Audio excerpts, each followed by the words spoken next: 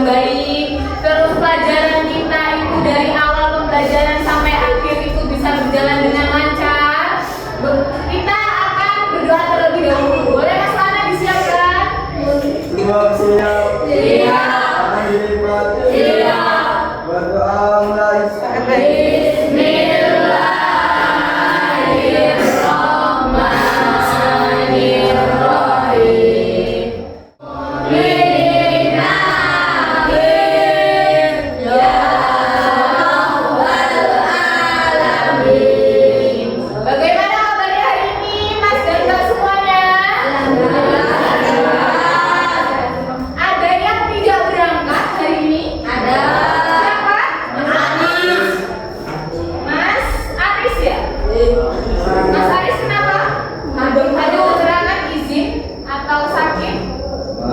Tidak ada keterangan apa ya?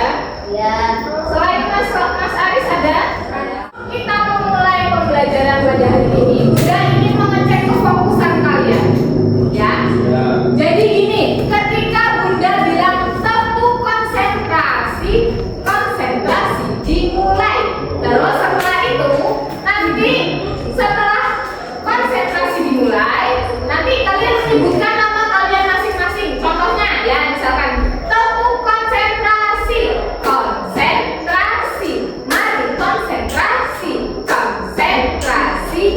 dimulai.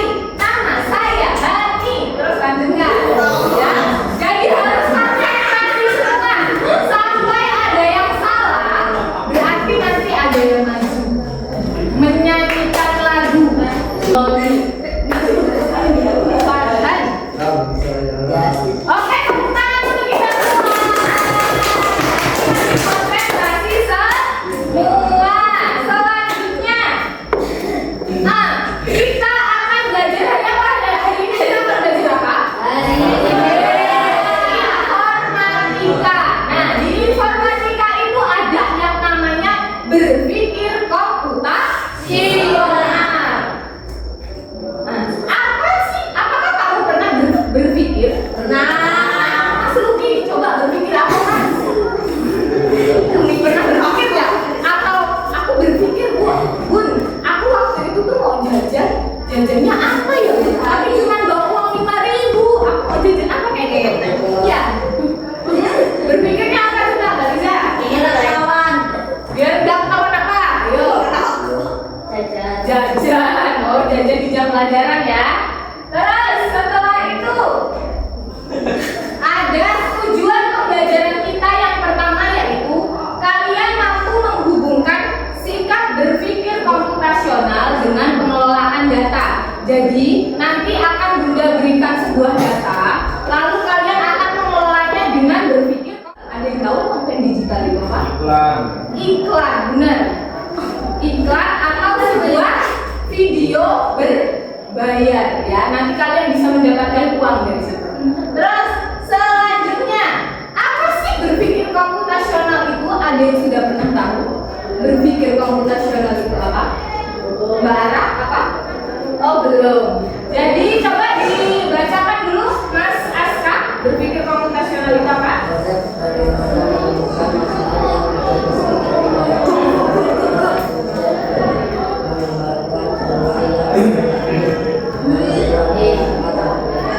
Nah, jadi berpikir komputasional itu adalah kita mencari sebuah masalah.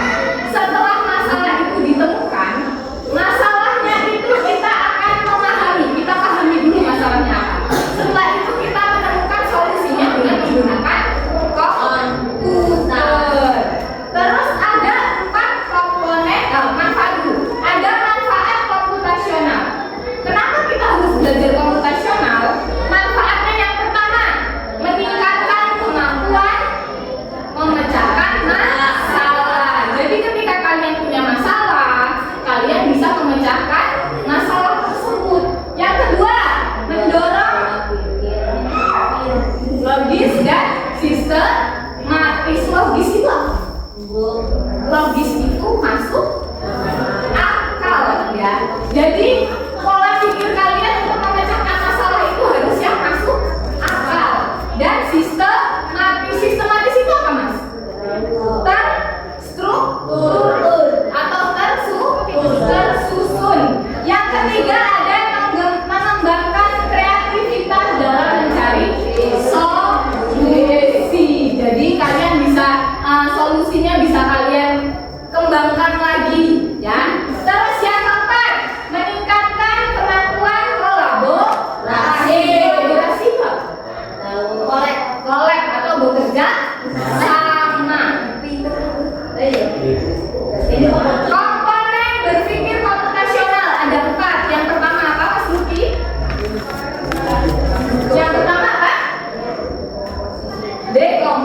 sisi. Yang kedua apa Mas Lana? Pengenalan pola. Yang ketiga Mas Arif. Nah, yang ketiga abstraksi. Yang keempat apa Mas Aken? Algoritma. Kita belajar tentang yang pertama itu dekomposisi. Apa sih dekomposisi itu? Jadi dekomposisi itu adalah pendekatan memecahkan masalah yang besar menjadi bagian-bagian kecil. Contohnya seperti apa? Kalian bisa lihat pada video yang sudah sediakan.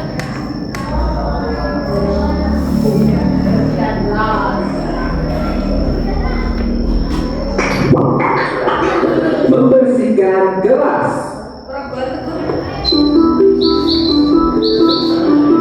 Hari Minggu ini adalah hari terakhir liburan sekolah. Besok adalah hari Senin dan keempat sahabat ini sudah harus masuk sekolah lagi. Untuk menikmati hari terakhir liburan, mereka berkumpul di taman dekat sekolah mereka. Tak terasa ya, liburan sekolah sudah hampir selesai. Iya, kita harus siap-siap bersekolah lagi. Hari ini kita mau ngapain? Aku rasanya sudah bosan bermain. Iya benar. Bermain terus juga. Pesan dari cerita ini adalah gotong royong merupakan budaya Indonesia yang harus kita lestarikan. Dengan bergotong royong, semua pekerjaan menjadi lebih ringan dan cepat karena dilakukan secara bersama-sama. Nah, dari video yang sudah kalian lihat tadi, apa permasalahan yang muncul pada sahabat-sahabat tadi itu? Sahabat tadi. Apa permasalahannya? Sekolahnya kotor, kelasnya kotor. Nah, terus kalau kita sandingkan dengan konsep dekomposisi. Dekomposisi itu tadi apa? Permasalahan yang besar kemudian dilakukan dengan bagian-bagian kecil, diselesaikan dengan bagian-bagian kecil. Ya. Jadi caranya tadi membersihkan kelas gimana?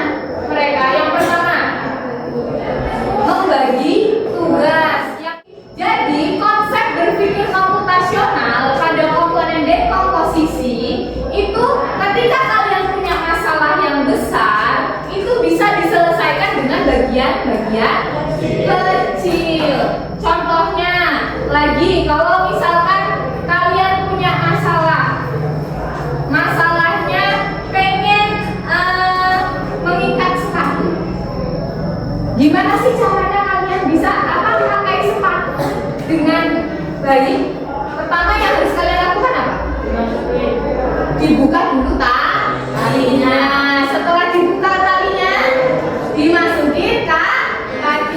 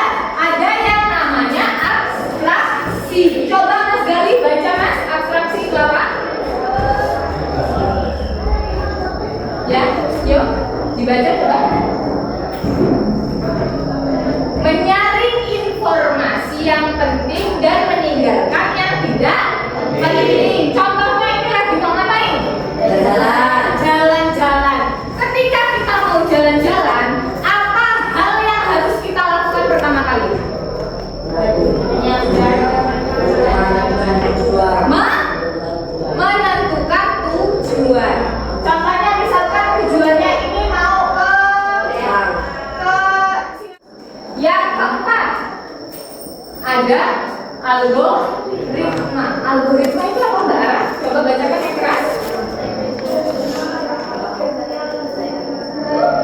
Teknik menyusun langkah-langkah logis dalam menyelesaikan masalah. Ini gambarnya. Mie. Gimana sih cara kita membuat mie? Ada yang tahu? Kita lihat dulu dari video di sini ya. Bagaimana sih cara kita membuat mie? Membuat mie goreng. Siapkan. Saya ingin mie goreng siap disajikan. Selamat mencoba.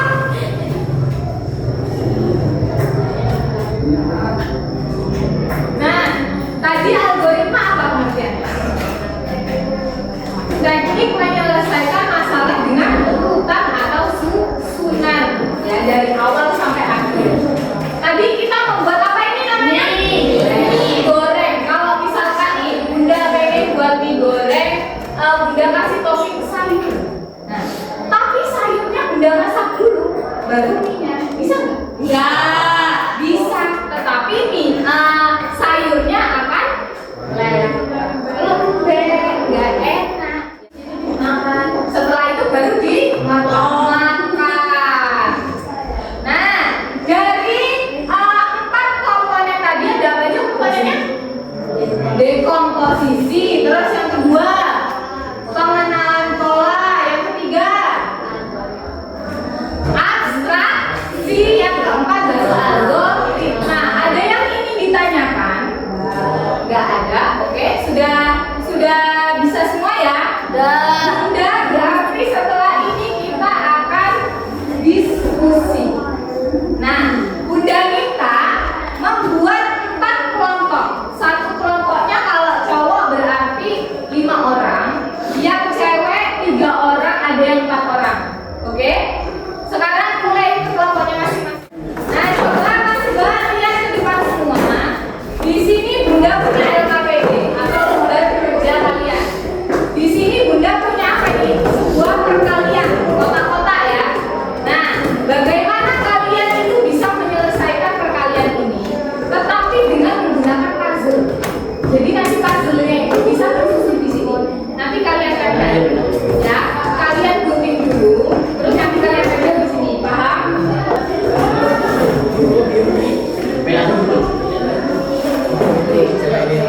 Aku gunting semuanya. Aku gunting.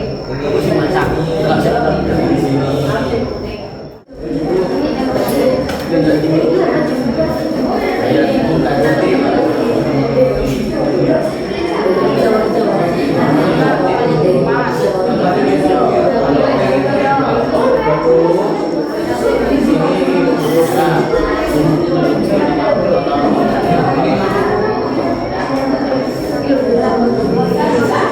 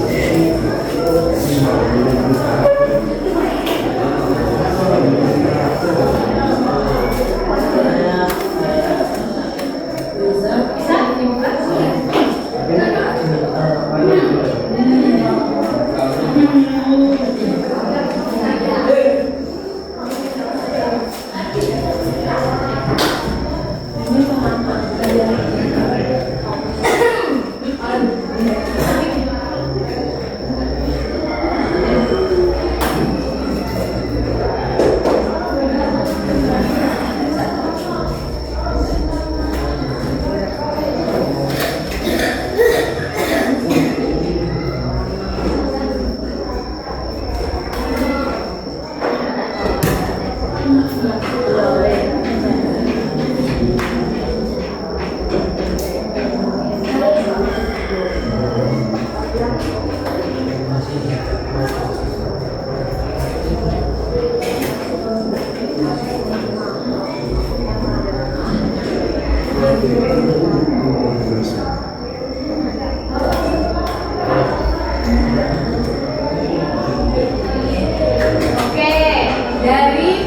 dari puzzle yang sudah kalian rakit tadi, Bunda memberikan masalah apa? Yang Bunda berikan tadi masalah apa sebelum menjadi puzzle ini? Masih berantakan ya? Nah, itu kita berarti punya masalah apa tadi? Kalau memiliki masalah yang besar, kemudian menyelesaikan dengan bagian-bagian kecil. Dekomposisi. Setelah itu kita menyusunnya sesuai dengan algoritma. Algoritma itu tadi apa? Menyelesaikan masalah dengan langkah-langkah atau susunan. Nah, terus tadi ada nggak abstraksinya yang tidak penting dari puzzle ini? Ada nggak? Misalkan kalian sebelum menghitungnya itu kalian buat perkalian dulu dari 1 sampai 10. Kalian buat nggak? Enggak, berarti itu tidak penting atau yang disebut dengan abstraksi. Terus kalian menyusun sesuai dengan algoritma. Algoritma itu apa tadi? Susunan. Kalian menghitungnya dari kotak pertama sampai kotak terakhir sehingga bisa menyatukan semua gambar. Oke, di sini Bunda punya kuis yang bisa menjawab. Bunda akan berikan hadiah. Ada 4 kuis. Ya, siap-siap, sudah siap. Oke.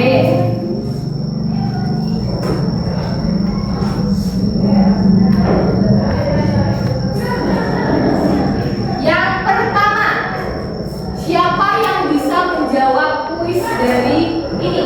Bagaimana cara menyelesaikan masalah tersebut dengan pendekatan dekomposisi? Ya, Mas Ruki bisa menjawab. Ini gambarnya apa, Mas? Baju apa? Baju kotor. Terus cara menyelesaikan masalahnya dengan pendekatan dekomposisi gimana, Mas? Mas Ruki aja ya? Kan tadi yang angkat tangan Mas Ruki. Ya, dicuci. Terus sebelum mencuci itu Kak, Mas Ruki melakukan apa, Mas? Mas Ruki nyucinya pakai mesin atau dikucek? Pakai mesin. Nah, sebelum kalian mencuci dengan mesin cuci itu yang pertama kalian lakukan apa, Mas? Diisi airnya. Terus setelah itu? Apa, Mas? Oh, dikasih soklin atau pembersih atau sabunnya dulu ya. Terus setelah airnya sudah ada, sabunnya sudah dimasukkan, apa yang Mas Ruki lakukan? Oh, bajunya belum dimasukin. Dimasukin itu. Oh, gitu ya. Berarti setelah air dan sabunnya sudah ada di dalam mesin cuci, terus apa, Mas? Pakaiannya dimasukkan. Setelah itu diputer. Setelah selesai diputer, sudah bersih, diapa? Kan itu masih banyak sabunnya tuh. Diapain, Mas? Dibilas. Setelah dibilas, dikeringkan. Setelah dikeringkan, dijemur. Oke, beri tepuk tangan buat Mas Ruki. Maju, Mas.